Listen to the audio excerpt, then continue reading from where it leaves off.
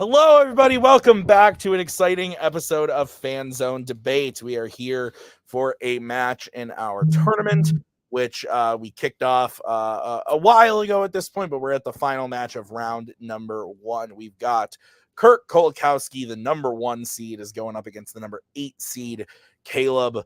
Koho. This is an exciting tournament with returning faces like Brian Michaels.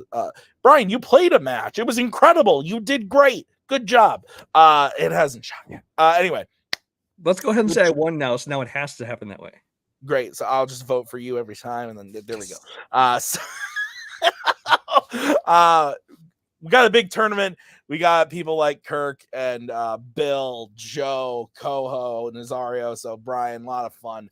But today, Kirk and Koho going up. This is Kirk's first non-title match debate in a long time. I know he's excited to get back into the swing of the normal routine to try to earn his spot back to a title match. And Koho, on the other end of things, has challenged for the belt before, has gotten really close a few times recently, but hasn't quite gotten there in a bit. I don't think since it's been Fanzone.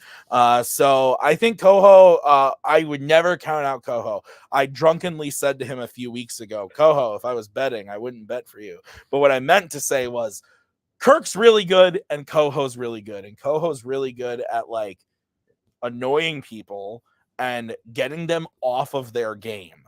And also while bringing up good points. It's not enough to just annoy the shit out of people and win the point. He has good arguments and backs it up with being obnoxious. So I think this is anyone's game. I really genuinely do in debate. It's not so easy as just the 1 versus the 8. The 1's automatically winning. So I've talked a lot. Brian, you're back to judging. It's been a few weeks since we've seen you. How you doing, my friend? And yeah, I don't know. What do you think of the matchup?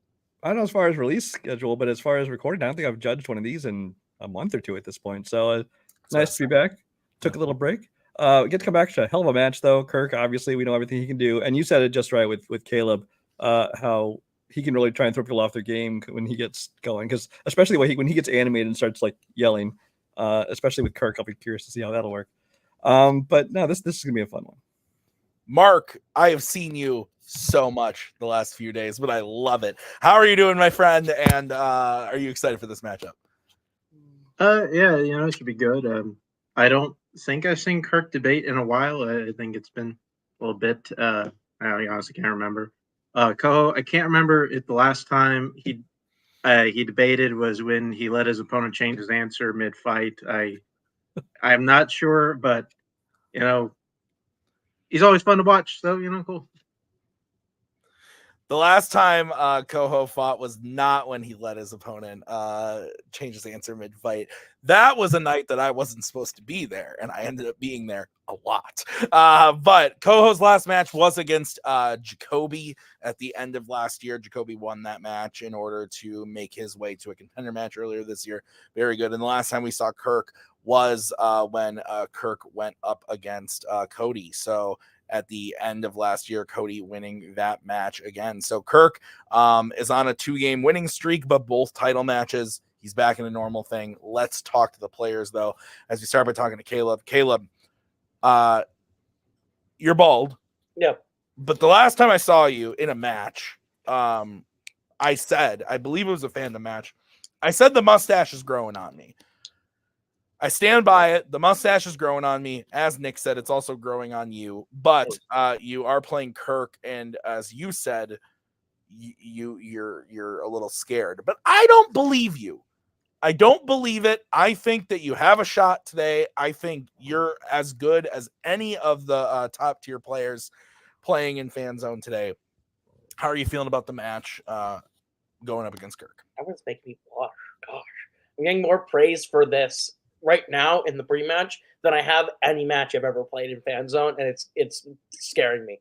Like, these are the nicest words I've gotten pre-game. No, this is my first time debating since I made my evolution into Mr. Potato Head, and I'm very excited to throw Kirk off with that glaring, shine coming off the top. I took a lot of new approaches to this one. I talked to a couple different people about it, and I was like, how do I play this? I don't know how to play someone who is so stoically calm. I've beaten Kirk once in another life, I think. I believe it was another life with Boatman. I believe it was like a dream walking situation. Right. So I know that it's existently possible in the multiverse to win. I just don't know if I can do it tonight, but I hope I can. I have a lot of good arguments written on paper, and that's a first. So let's see how this goes. Yeah, I'm excited. Let's see how it goes. We'll bring in Kirk. Kirk, welcome back. As I stated, this is your first I wanted to say 3-round match, but this is your first not title regulation. There you go. In a very long time. You're going up against Koho. I think it would be easy to say you're the 1 seed, you got this, but Koho's a tough opponent. And also, it's been a while since you've had to adjust. Are you nervous about the adjustment backwards, or are you just excited, ready to get going? And yeah, I mean, lots of feelings. I think it's been over 2 years since I've had a regulation match like this, so I'm excited. It's a different vibe. I mean, there's pros and cons to it. It kind of evens out as to how it's going to affect my game. But yeah, I lost that belt. And my advice to Cody or anybody else in this league who, if you win a title, don't lose it, because you get banished for a long, long time. And sorry,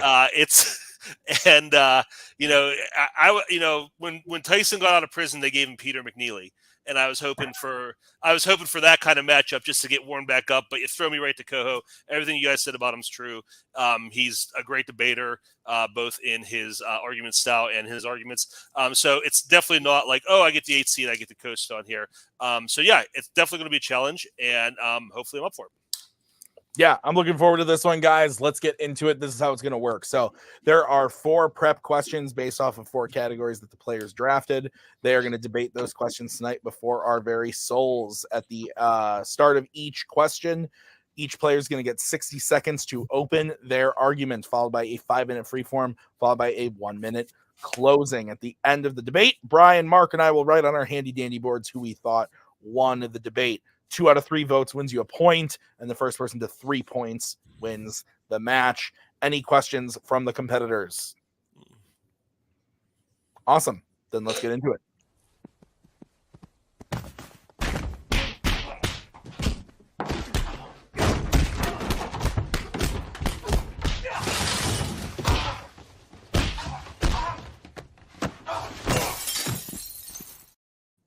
All right, we are going to kick this off, starting with the first category, which was drafted by Kirk. It was in the category of horror.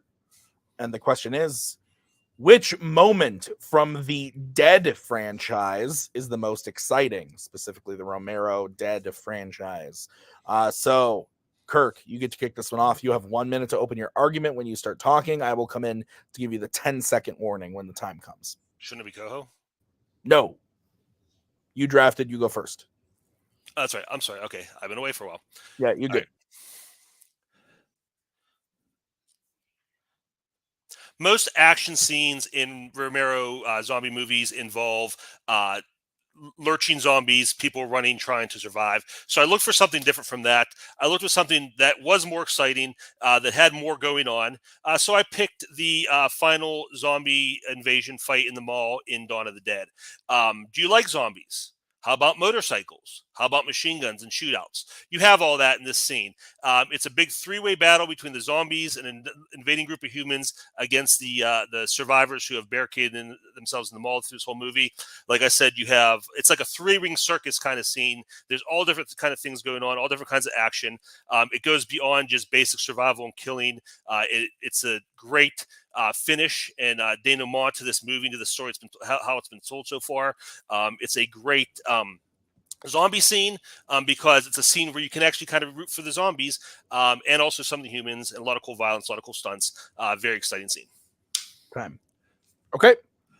All right, we're gonna move over to Koho. Koho, what is the most exciting moment in a Dead franchise film? 1 minute when you start talking. I think what Kirk means to say is a lot of the action in Romero movies is fucking boring because it's not action.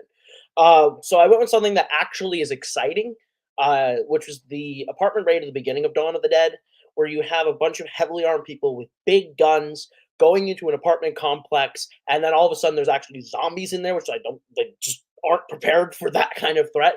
They're in there on a routine, getting guys with guns mission. And going in and having zombies in close quarters, in small hallways, coming at you while there's innocent bystanders throughout this apartment complex adds an extra level of excitement, seeing how these people can maneuver this. Will they maneuver it? How do the zombies add to that element? I think it puts Romero's skill set in its best use by making the zombies not just obstacles, but actually really menacing and threatening in an actual situation where you are in fear for the people who are in the situation. So I will finish this up saying the apartment rate's the best. Time. Okay. All right, guys. 5-minute freeform when one of you starts talking. Good.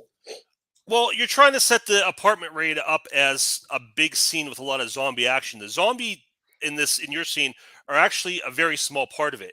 What you're seeing is racism, police brutality, suicide, a lot of downer things. There's a lot going on, but it's not fun to watch. It's not exciting to watch. Most of the zombie action comes in later. Most of the kills are just a police force murdering innocent people. It's harrowing to watch. It's horrifying to watch, but it's not exciting. It's absolutely exciting because when you go into that, while setting the stakes and the morals of the world and the story that we're living in, you then have them go into a room, zombie bursts through. They're sitting there saying, kill it, kill it. Another one comes through and grabs him through the doorway. So when you're talking about there's not really zombie action, it's like an 11-minute scene. At least 6 minutes of it is filled with actual zombie action and close quarters combat with people who have guns bigger than the people in the rooms. The rifles are comically huge because it's a dumb Romero zombie movie. And they are like having to fiddle with it while there's a woman who is screaming in the corner as a zombie comes through, and you can't shoot the woman, but you gotta shoot the zombie, and your person's yelling, kill it, while other zombies come through and grab them they're not expecting. So it's absolutely exciting. Whereas yours is something that I've absolutely seen done better in things like Zombieland Double Tap with mall action and big sprawling things. It's the exact same thing that Romero has done in other things. It's not exactly different just because you have a stuntman on a motorcycle and a mess of bodies. I think the stuff you're talking about is all inspired by my scene because of how exciting it is. It's been used over and over again because of how exciting it is. But going back to your scene, yeah, the guns are comically huge. You talked about stakes. There's no tension in your scene. It's a police force, basically a paramilitary force invading a building full of innocent people. And the innocent people get wiped out, and there's not a lot of tension there because just there's people getting blown away. When the zombies come out, they're not. I think there's maybe 2 zombie kills in your scene, and they're both more innocent people getting murdered. So there's not a lot of like tension, like, oh, it's police versus these people or police versus zombies. It's just this horrifying thing happened to these people. There's no extension because it's not an equal fight. It's just these people coming in and destroying innocent people for no reason.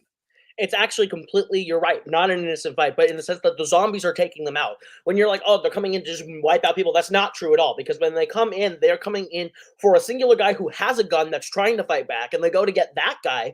And in the midst of getting that guy, zombies emerge while they're in this mission. It's 100% exciting. And on top of that, you have the main guy who is already not on the same level as the racist people around him, or the people who have different morals than him that are like, let's go in and just shoot people, and has to watch his co-workers, essentially his teammates, are being picked off while trying to be helpless to help the people around him, to the point where he has to go into a back room and then meets one of your big primary characters from yours who does nothing in your scene later, but is like the hero of mine, which also like completely subverts your expectations about what my scene is setting up, where you're like, oh, you're exactly why it's exciting. You think it's a normal raid, standard typical cop raid, and it turns into a zombie attack. And you're talking about like, oh, there's no zombie kills. There's like 5 or 6 major zombie kills throughout that entire scene. One through the doorway, one comes through the closet, one gets on the ankle, one gets on the stairwell, and one in the main hallway. I literally counted because I knew you were going to do this. So they are 100% more exciting. And again, you talk about how yours are more inspired by yours. Just because it's inspired doesn't mean it doesn't do it better. Yours is really boring. There's nothing really cool about yours except, oh, big open space and zombies. Okay, I'm going to go back to this real quick before I go into my speech. Yours is, again, you may have 5 or 6 zombies, but they don't have to kill. They don't kill the police. The guy you're talking about, the guy they're going after in the raid, the big bad in that scene, is killed immediately before they even enter the building, so he's not even a factor. As far as my scene being boring, you have shootouts, you have machine guns, you have these stunts being done. It's really cool that George Romero and Tom Savini kind of planned on the fly here on the scene. You feel that energy of them just like creating this. You have the guy swinging from the rope. You have the guy, falling off the balcony. You have all kinds of stuff. And again, it's perpetual motion. You have you'll have a scene where somebody's getting attacked by zombies or fighting off, and then you have a shootout. You have the guy you said didn't do anything in my scene. He's sniping off. He's hunting down these guys while he's letting the zombies use them as kind of like shields and distraction, and he's picking them off one at a time. He definitely has a big part of that. Not that does what is a factor and what's exciting, but he's definitely a factor. Everybody's a factor in this because they're defending the home that they've built. These other guys are coming in and trying to destroy that and wrecking this world we've built the whole movie, which is really exciting and interesting to watch. And then you have the zombie factor, of course, them coming in and killing indiscriminately everybody.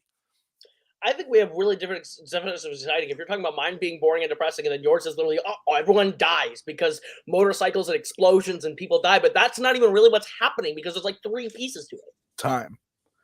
All right, Koho, we're going to start closings with you. You get 1 minute when you start talking. He talks about how there's all these exciting explosions and machine guns and stuff. I couldn't tell anything that's happening. And in reality, he's like, oh, big mess of zombies. It's like 12 zombies walking in a hallway, and all of a sudden, one guy is climbing up an elevator. And for 3 minutes, you're cutting back to 2 zombies eating one guy here. And then you look over, and there's a whole bunch of open space and not a lot happening. But then down the corridor, it's not exciting. It's really confusing and geographically not fun to watch. And watching all these people that I watched the whole movie die, which is not exciting. It's depressing, and I'm really left with a bad taste in my mouth from that. Whereas mine, it sets up this entire idea of what you're expecting is subverted. It's exciting because you're not getting what you're expecting. It's claustrophobic, and it's intense to see Romero use his skill set in such a precise way to have these hallway kills, to have these people who are clearly innocent being eaten in a kitchen, while the main guy that you're already set up to care about being I'm helpless, while all this action with guns shooting and people not being sure who they're supposed to kill or what's even happening. Much more exciting and dynamic than what Kirk is pitching. Okay, we're going to go over to Kirk. Kirk, you have 1 minute when you start talking.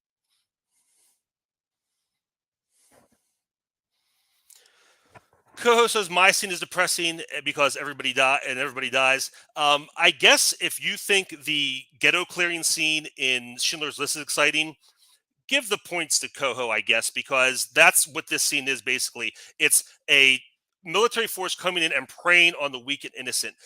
There's no fight. There's no battle. He's trying to set up as the zombies being a big part of this. They are a minor part of this fight. And when they do come out, they're basically helping the bad guys kill the things.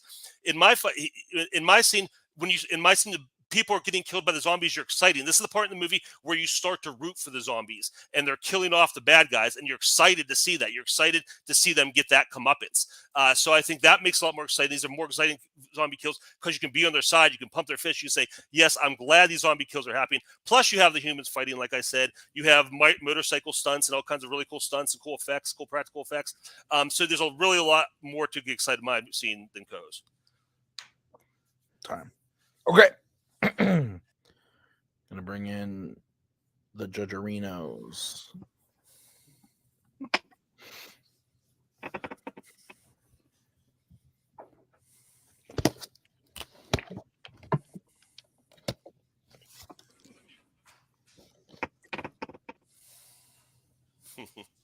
Oh, Mark. He wasn't even listening. He always does this. He always hides from me.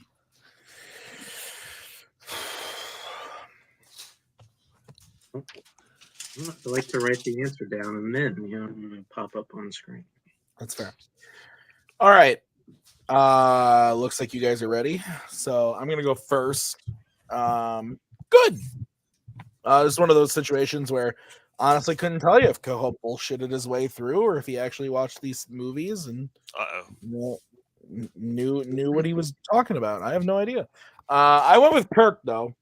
I think that Koho used a lot of buzzwords and a lot of excitement, funny enough, in his demeanor to kind of give the impression of what his scene was. But I think Kirk kind of really in an articulate way was able to talk about Koho's scene and why, yes, on paper there are things happening that could be construed as exciting, but when you take it into the context, it's not exciting. It's actually sad and depressing, and why the killing and stuff in his scene is exciting because it's, especially in his closing, Kirk pointed out, like, it's the zombies fighting against the bad guys. The bad guys are getting killed by the zombies, and you root for the zombies in that moment, and that makes it fun and exciting. So I think Koho gave it a great shot, but I did go with Kirk on that one. So Mark. Yeah, same. I kind of agree with a lot with what you just said. I think ultimately, though, when I'm just kind of looking at it, I feel like also just kind of just down and dirty. I feel like the scene that Kirk was pitching, just kind of how he talked about it, sounded like a better, like a more exciting scene. Like it sounded like there was a lot more going on in it, and it seemed like there was more stakes involved in it. And I think he outlined at least those differences between his and Koho's scene, better. So I went with Kirk on that one. Okay, Brian, your vote doesn't count. Where would you have gone and why? I actually went Koho on this one. I think that he did a better job of kind of really kind of painting his scene for me, because I don't remember either one of these. I think with the majority of the match, I think Kirk spent a lot of time like attacking Koho's scene, but he didn't spend as much time like pitching his own, and so I didn't get as much of a picture of that. I think Koho did a great job of explaining to me why it was exciting, because it starts out as a scene of just going after this guy, and then this unexpected, the zombies come out, and it kind of just changes everything and adds some excitement to a scene. I don't think that the fact that they were, slaughtering these people versus the other zombies killing bad guys, I don't think that has an effect on the excitement of it. I don't care who the victims are. It's just excitement can be with a depressing scene or a happy scene. But yeah, I would throw mine to Koho. Okay. All right. So split decision on that one, but Kirk wins the point. So it's 2-1. Or I'm sorry, 2-1. 2-1 in the vote, but 1-0 in the score. So we're going to move on to the next question, which was drafted by Kaleb in the category of epic adventures. And the question is, as I take out Brian and Mark, the question is, which Pirates of the Caribbean character should have gotten more screen time? So Kaleb, we are kicking off with you on this one. I forgot to say this before, but actually, never mind. I'm going to wait. I'm a disaster right now. Kaleb, you get 1 minute when you start talking. Go ahead.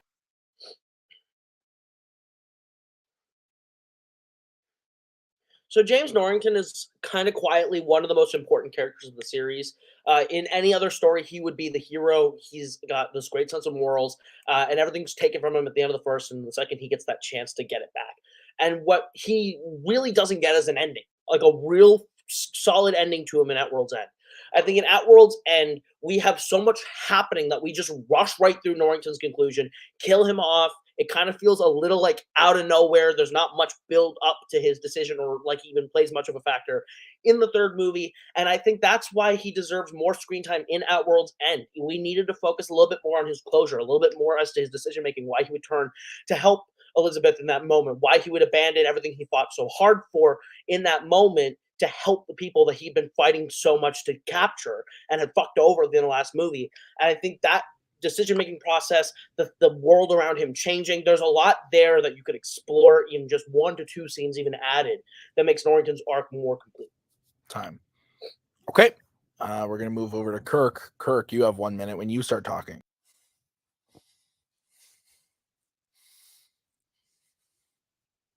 There's a scene in Curse the Black Pearl where Jack is collecting his crew in Tortuga, and it's the band of usual buffoons that we're used to seeing on his ship. But there's one character named Anna Maria, and she has a history of Jack. It's established there, and she reluctantly joins his crew because she doesn't trust him, and she knows what Jack is. And Gibbs has a line. He says, "It's bad luck to bring a woman aboard," and Jack says, "It's far worse to not have her." And then nothing happens. They set up this great character who can stand up to Jack, who is almost an equal to Jack, who appears to be that way anyway, who can be a foil for Jack, and they do nothing with her. The worst part about that is she's played by Zoe Saldana, who is gone on to become known as the queen of big budget spectacle action adventure movies, and just a total waste of that. The actress and the character, Anna Maria, should go up with screen time. Okay. So we'll bring in Koho.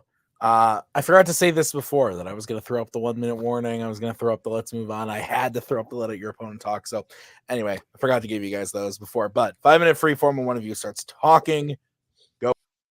So Zoe Saldana is not like an established actress yet, so calling it a waste, I don't know. Anyway, like I feel like that's reaching to like what we know now. But my thing with Anna Maria is that while she is a great addition in Curse of the Black Pearl, I don't see how you can use her more in further films than to have her be an obligatory extra background person like Pinto or Rigetti or Cotton, and then that's to me an even bigger waste in any of the movies, including the one she's already in, and that would be a disservice to give her more screen time in that sense because you're wasting her. I don't necessarily need her in the other movies. I just want her to do more in this. I want her to be the character that they set her up to be. I want to see a payoff to her either being bad luck or being more important than bad luck on the ship. You know, you have that scene, you know, after that scene, she basically fades into the background as a featured extra. There's a fight scene where they're fighting off the Black Pearl. But a great opportunity for her to take control, take charge. But she's getting bossed around by Will and Elizabeth, and they're running the show there. Would have been a great point to spotlight her and give her that moment. I don't need her in all three movies. I just need her to do more in this because her one interaction with Jack is so great. I think if she's playing up against Jack, you give Jack more to do because you make more of a challenge for him, make him out to be a better pirate. As far as Norrington goes, I love the character. I think he has the perfect arc. I don't think you need any more. 1 or 2 more scenes isn't going to make a difference. My memories of Norrington in these movies are as this great character who had a great arc. He was the secondary antagonist in the first movie. He made the right decision and lost everything from it. Second movie, he spends trying to get that back, makes the wrong decision and gets everything back. And at the end of the day, he realizes that he can be the good man and the pirate, which is the point of the whole movie, and sacrifices himself. I don't think you need the other scene. You see, he's the reluctant villain all through that. So you absolutely don't get what you just said at all. In the third movie, I get my sword back from Beckett, and I stand there in the room while Beckett is going to boss Davy Jones around, and I'm on the ship when it happens. And then the next time you see him is when he's on the ship, and like, oh my god, Elizabeth, it gets a fucking boner in his bloomers again for her, and he's left sitting there being like, oh, maybe I should help this person who I'm fucking in love with. But then it comes entirely out of nowhere. I feel like if you have 1 or 2 scenes where you add him being involved or even seeing his reaction to Governor Swan's death, which is a major plot point in That World's End, which is brushed over, and we have crab scenes in place of it. It's wild. I feel like you need the 1 or 2 scenes of Norrington seeing the East India Trading Company not be what he wanted it to be, seeing that he's on the wrong side of history and making that decision. Even just 2 little things like that, I think, add more depth to Norrington. Whereas, again, with Anna Maria, you're glossing over that fight on the Black Pearl entirely because she's barking orders while steering the ship. Like, Will and Elizabeth are on the ship and calling out, there's person here and person here. But she's the one steering the ship and saying, they're firing on the left side, turn starboard. She's doing a lot in that fight to the point where then at the end, when Jack and all of them are on Isla de Muerta, she's in control of them and takes them away and leaves after they steal the ship. She makes the call, let's leave. And at the end, she gives Jack back his hat. She's clearly doing a lot in that movie. Yeah, no, she's not, because here's the thing. At the beginning, she's established Jack stole her ship. He promised to give her back. The ship he promised sinks. She doesn't get what she wants, but for some reason, she's loyal to Jack. Her character makes no sense within what happens in the movie. I think you're giving her too much credit in that fight scene. She's in the background doing a few things while Will and Elizabeth are running the show. As far as Norrington goes, I think you're undermining the performance of the actor in that movie. I think you get a lot of emotion from him. You see him struggling internally. I think the shock of Governor Swan's death is something that was required to kind of jumpstart him. The fact that he didn't know about it and he found out, that's one of the things that jumpstarts him. And also, you see, you don't need to establish that he has the ability to do the right thing. That's established in the first movie. You know who this guy is. You know he can overcome the evil, whoever he's working for, to do the right thing to help the pirate. The point I'm trying to make, though, is that he doesn't know he's on the wrong side until the moment he gets stabbed. That's my problem, is that he doesn't do the right thing until the very last second, and it comes out of left field. He has the ability, he has the buildup, but we don't have the moment of him knowing he's on the wrong side. You don't have the moment with the Davy Jones whole thing that you need, where he sees that Governor Weatherby Swanson, when he was close to, is dead, or that decision is made. You don't get that revelation from him, and that's what I need. Just that one scene alone. And again, when you're talking about Anna Maria needing to do more, she is doing a whole lot. And again, she is one of the driving propensors of action throughout those. What do you want her to be? A glorified Pinto Rigetti? I don't need to know where Cotton came from. I don't need to know where Anna Maria comes from either. She is a really fun side character throughout these movies and does enough in the screen time she has that I don't need her wasted in an extra 20, 30 seconds of this movie being background candy. The movie establishes her as something bigger. It gives her more to do and then doesn't let her do it. Time. Okay. Kirk, you get to close first. 1 minute when you start talking.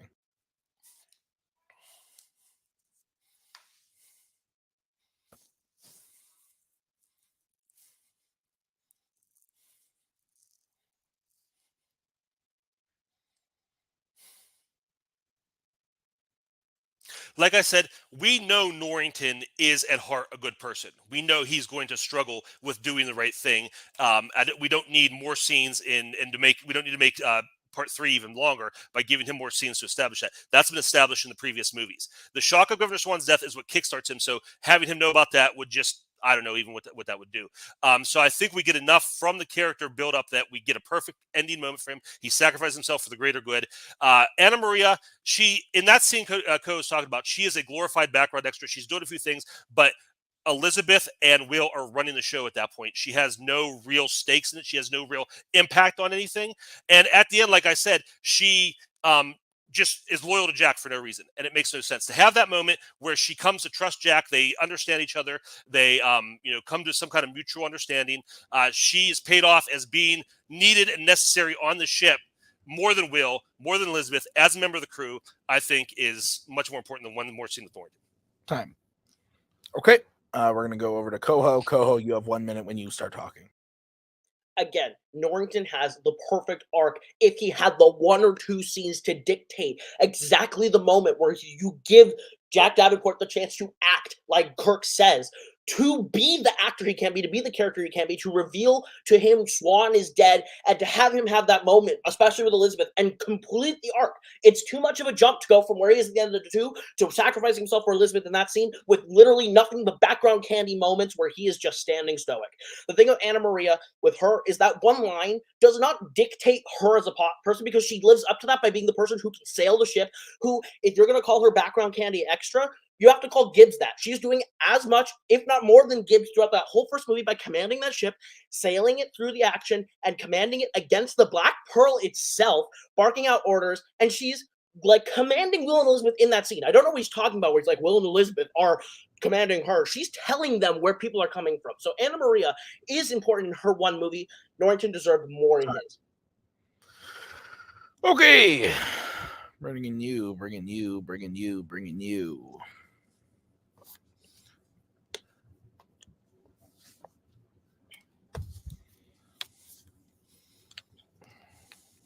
Oh, Jesus Christ. The hidden mark. Yeah.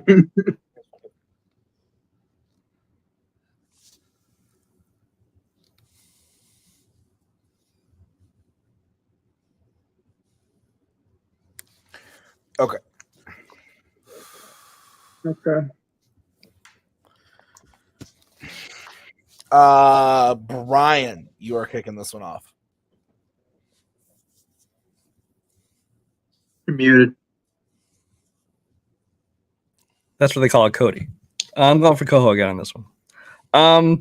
I think this is one of those topics where you can just tell the person who picked it is really passionate about it, really knowledgeable.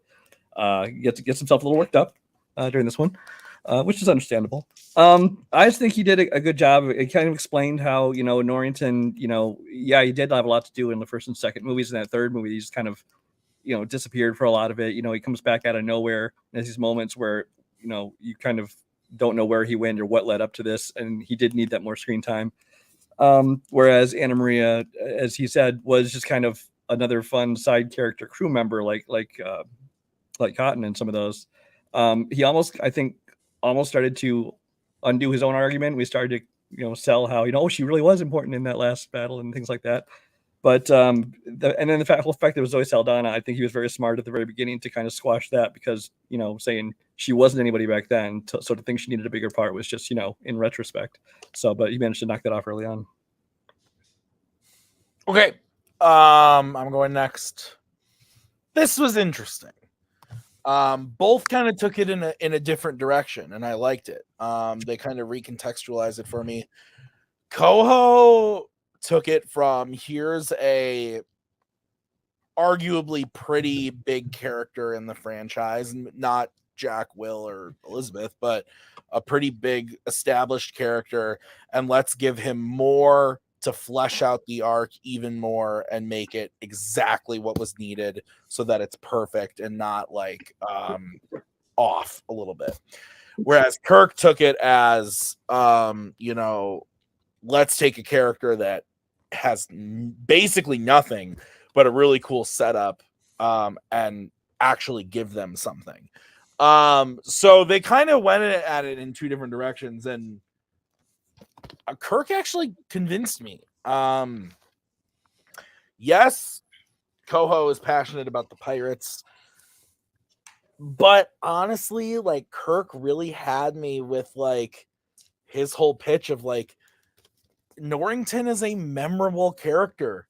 You see him, and he explained his arc from beginning to end, and that there wasn't much more needed there, and you would just be giving, okay, fine, in Koho's own words, 1 or 2 extra scenes to a character that already has a ton, but we want to get more screen time from this character that we didn't get a lot from, or anything from to begin with. So Kirk had me convinced, although, again, on paper, I was with Koho, but Kirk's argument won me over. So, Mark, you're deciding this one.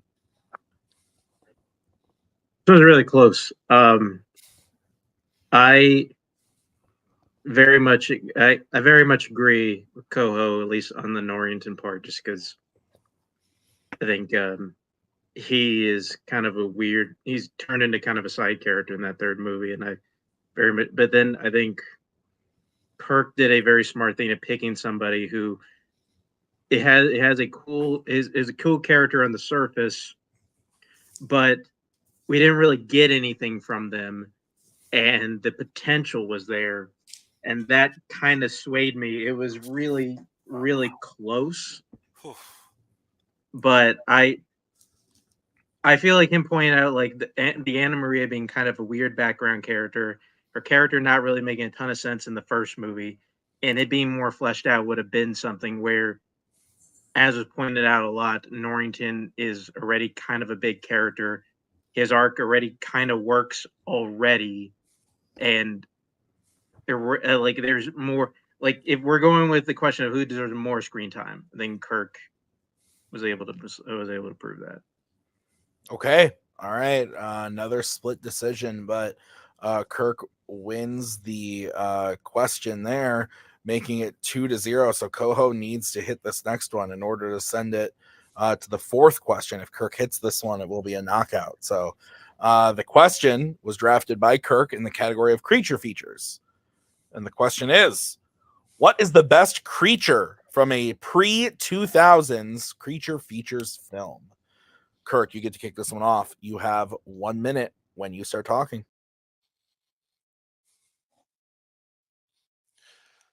When you're talking about the best creatures in movies, you have to talk about the creature that has the best and the biggest impact on its movie, on the characters within that film, on the story, and on the audience at large, while they're watching the movie and after.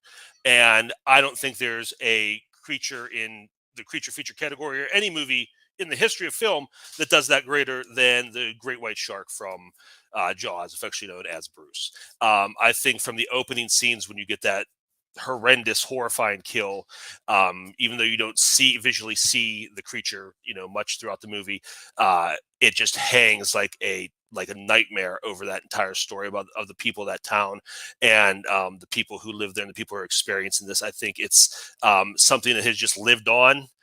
50 years later, we still talk about it. We're still afraid of it.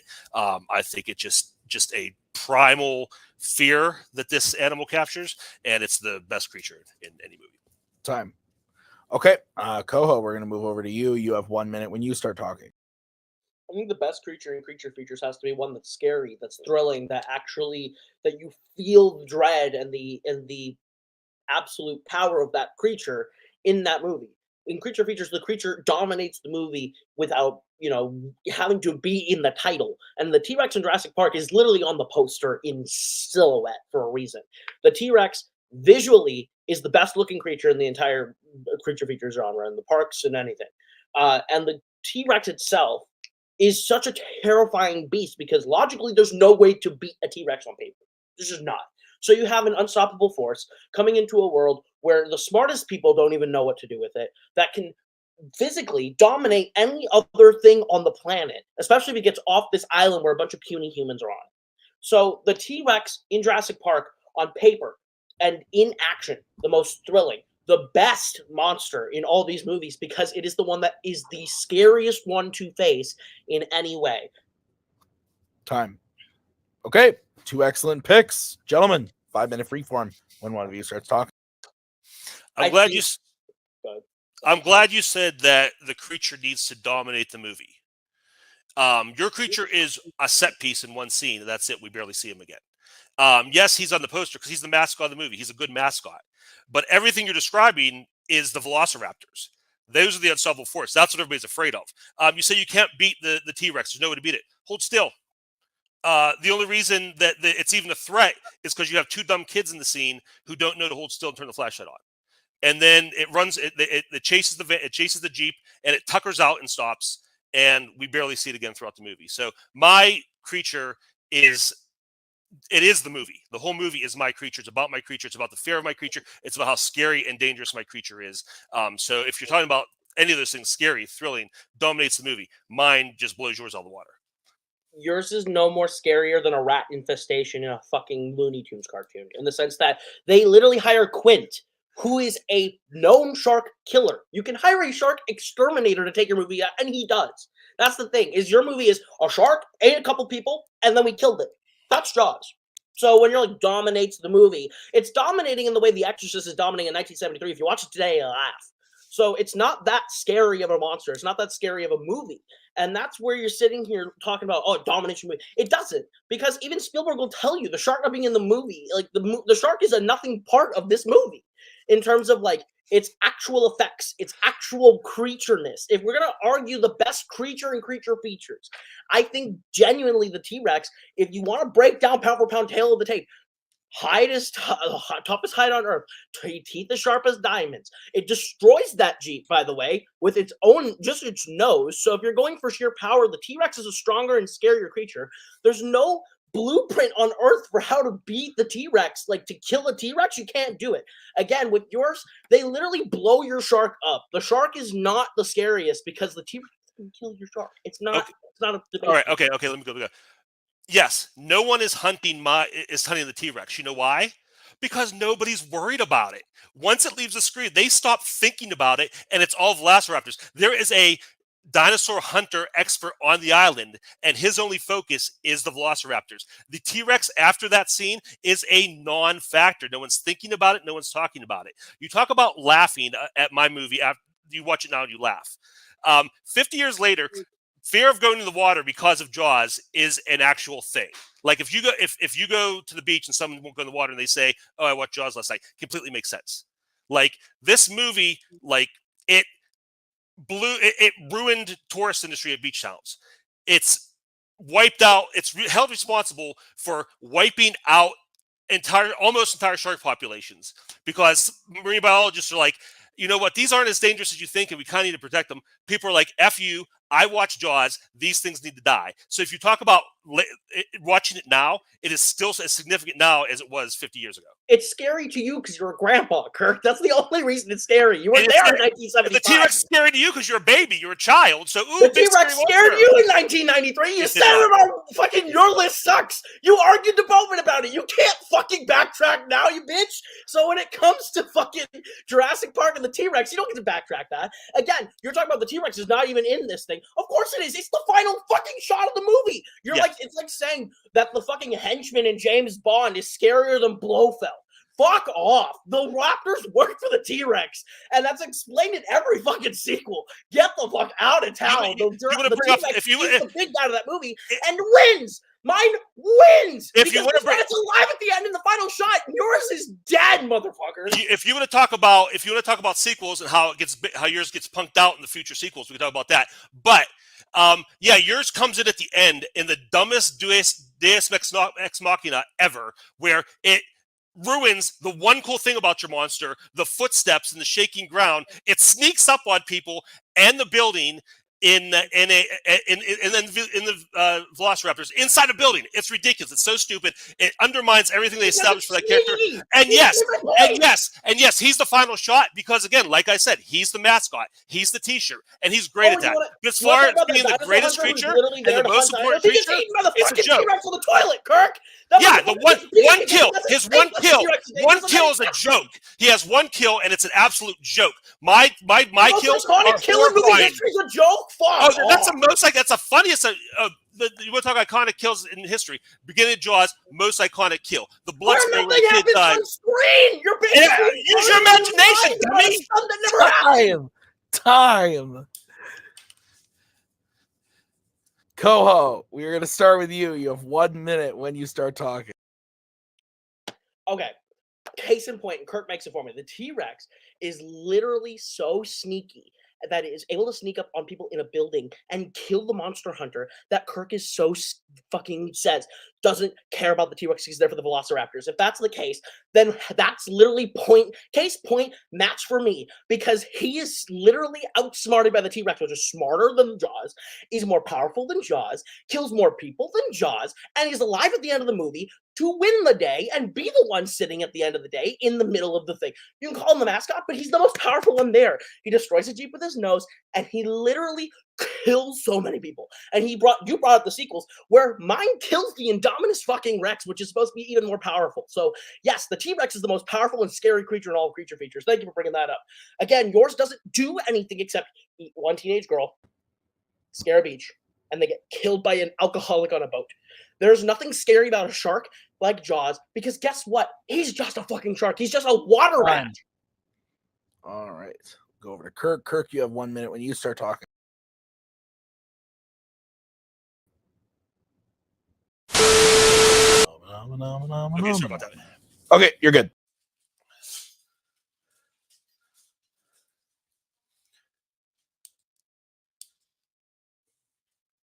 Koho obviously hasn't seen his own movie because he gives the T-Rex credit for killing the raptor hunter. The Velociraptors kill him. The T-Rex does not have more kills. He has one kill, which is a comedy kill.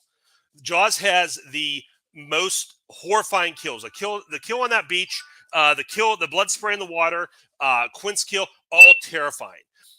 Just because Koho does not have an imagination and can't think about what's not in front of him, and he's a child and sees a big scary monster and so the shark is it's what you don't see is as important as what you do see. That girl getting drugged around the water, that's my creature. That blood spray in the water, that's my creature. You see just that dorsal fin and everybody panic, that's my creature. It's not just about what you do see, it's what you don't. T-Rex is a complete non-factor in his movie after his one action set piece. Again, he's not sneaky. Koho tries to say he's sneaky, but they establish he's not, so it doesn't make sense. Jaws is definitely the most time. Okay. I have so many thoughts. I wish I was fighting this fight. Okay. That was great, though. Sometimes you gotta just let them yell at each other. I'm definitely taking a noise complaint for that argument. So it's fine.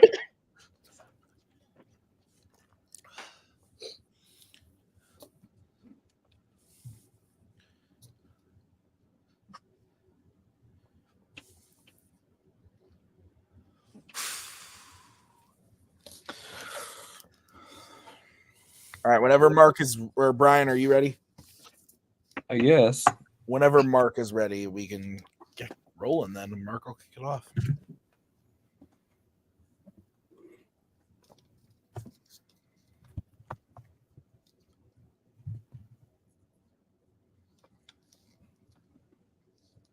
Maybe we start with me, or Yeah, you can kick it off if you're ready.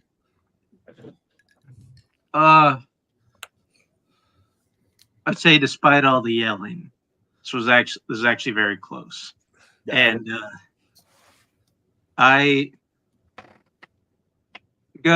feel like on paper, this probably should be kind of one-sided, but Koho really came at it with T-Rex. He made a lot of good arguments against Bruce the Shark or Jaws or whatever you call him.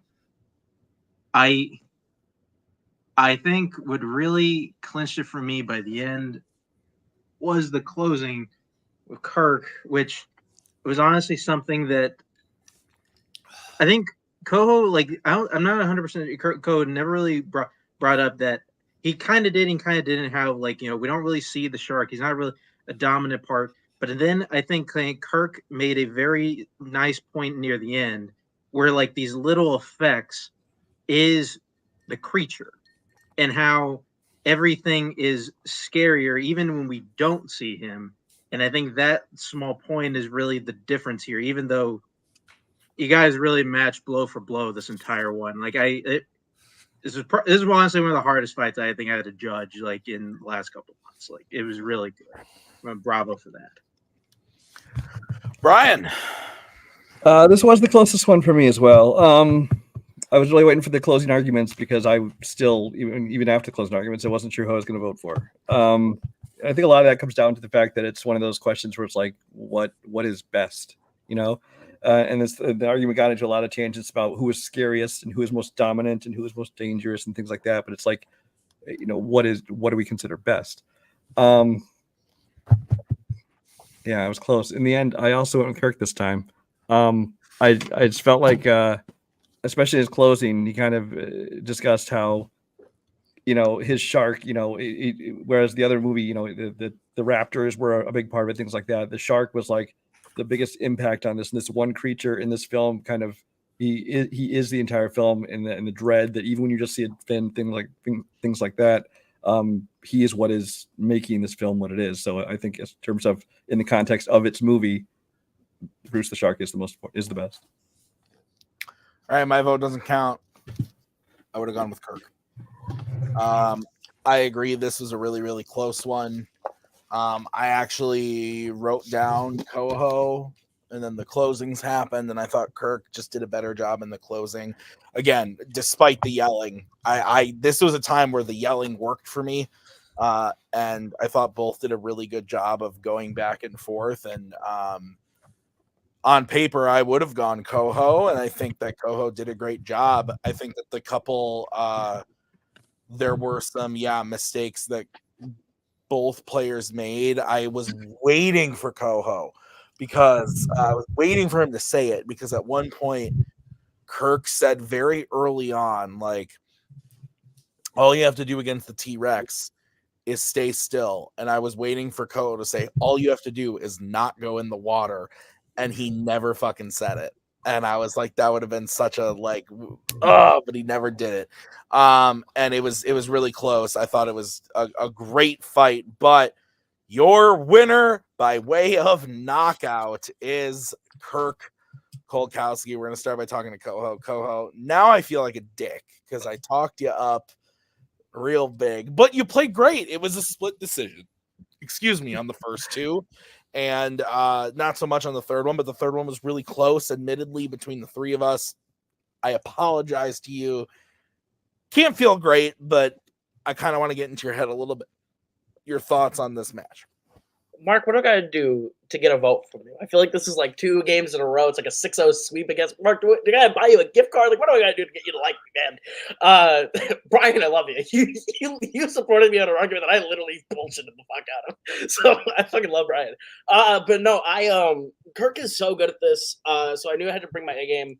I think I went over like 5-6 pages worth of notes and writing down and crossing up.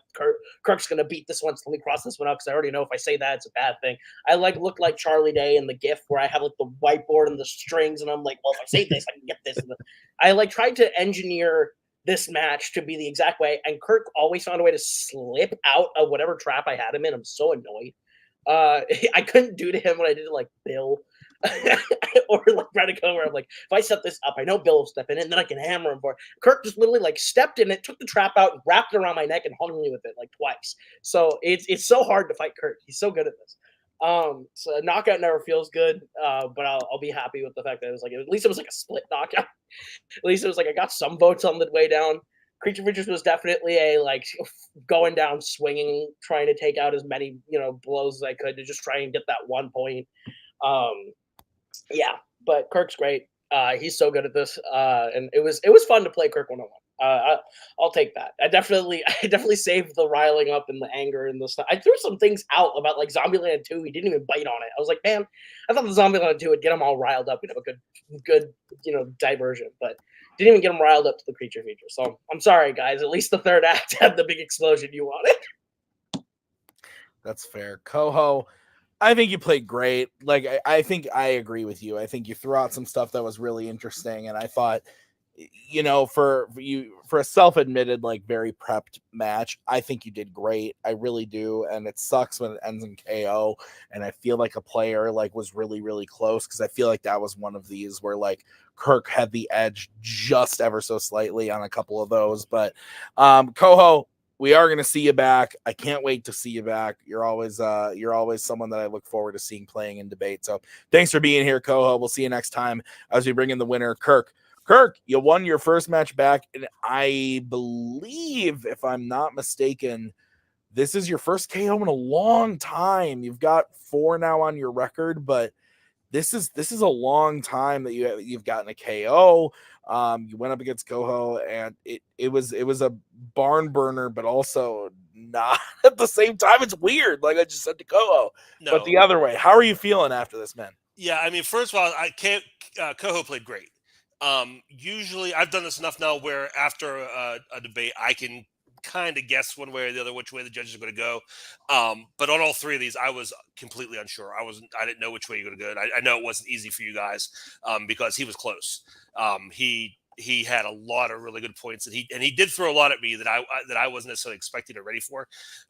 So I took this match very seriously.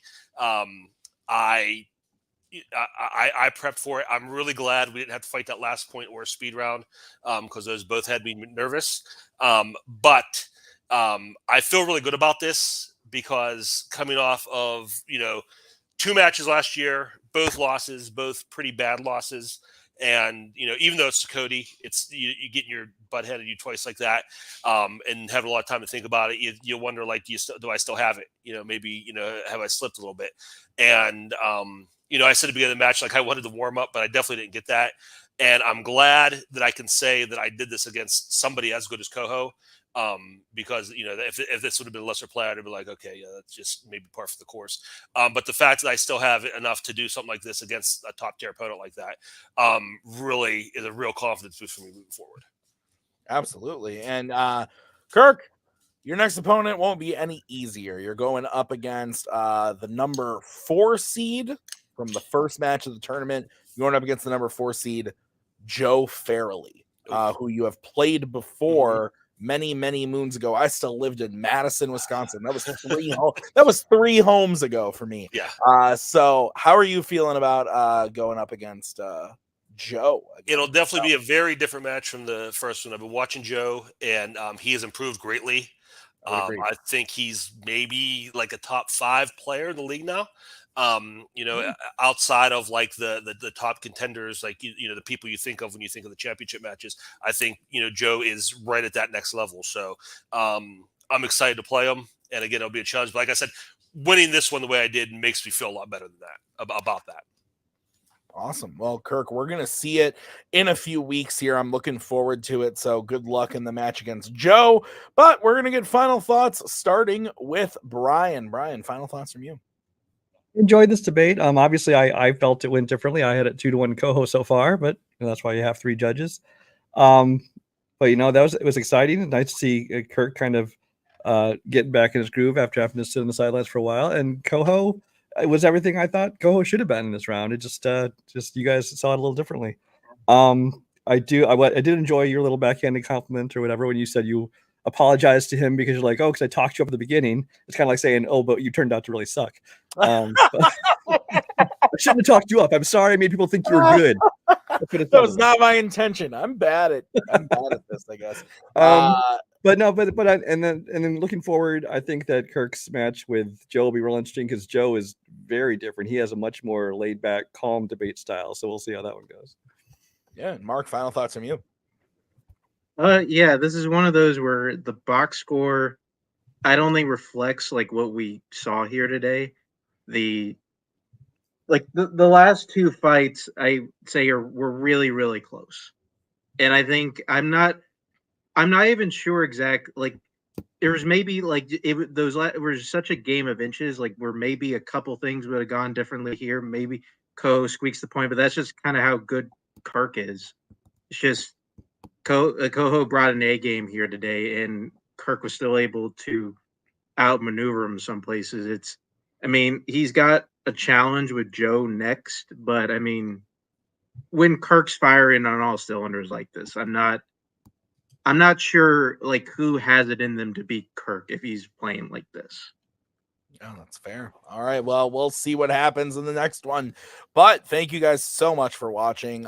Be sure to tune back in a couple weeks as round 2 of the tournament starts. We totally know who's playing in that. We've totally shot all of the matches so far for the rest of the tournament. So be on the lookout for it. But thank you to Brian and Mark for judging. Thank you to Kirk and Koho for playing. I have been Tim. We'll see you guys next time with another great match. And until then, have a great night. Thanks. Bye. Go. Thank you very much. Please come again. We have a lot more groceries.